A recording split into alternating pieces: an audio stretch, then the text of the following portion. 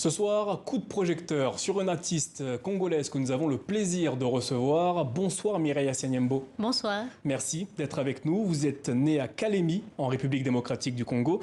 Après des études de biologie, vous intégrez les Beaux-Arts de Kinshasa. Quand et comment est née votre fibre artistique ? Ma fibre artistique est née par le souci de la recherche de la vérité. La vérité par rapport à ma famille, la vérité par rapport aux problématiques socio-culturelles que je vivais dans le pays.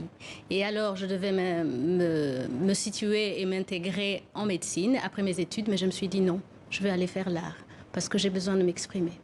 Et à travers cet art, quelles sont les émotions, les expressions que vous transmettez ? Moi, la généralité, c'est la mémoire. La mémoire, parce que j'ai besoin de me reporter à l'ancien. L'ancien, c'est-à-dire avant la colonisation, qu'est-ce qu'il y avait? Et ce que nous avons oublié, moi j'ai besoin de mettre ça à nu, ramener ça aujourd'hui, revisiter et revoir ça autrement.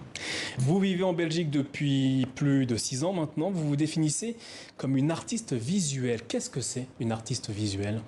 Une artiste visuelle, c'est une artiste qui met en marche tout ce qui peut être caractérisé par le visuel. C'est-à-dire moi, par exemple, j'utilise les médiums comme la performance, j'utilise les installations, j'utilise la vidéo et la photo.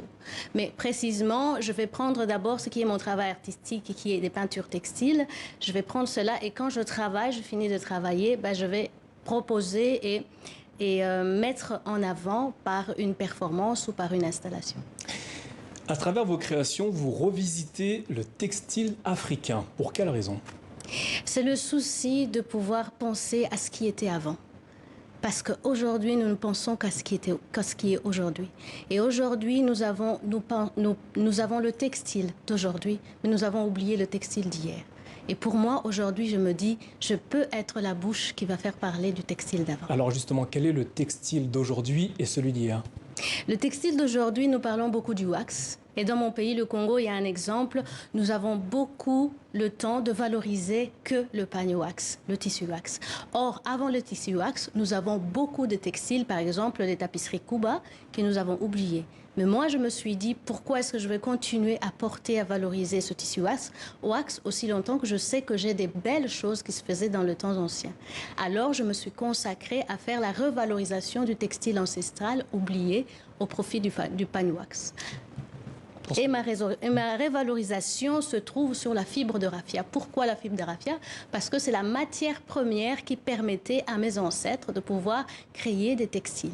Et moi, en tant qu'avoir fait un peu de la science et l'art, je me mets dans un chemin de recherche scientifique et artistique. Découvrir ce que c'est la fibre de raffia, l'étudier scientifiquement et artistiquement.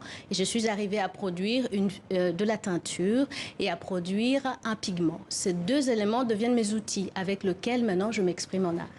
Comment expliquez-vous que le raffia, qu'on voit à l'écran notamment, ait été relégué au second plan et que le wax ait pris les devants?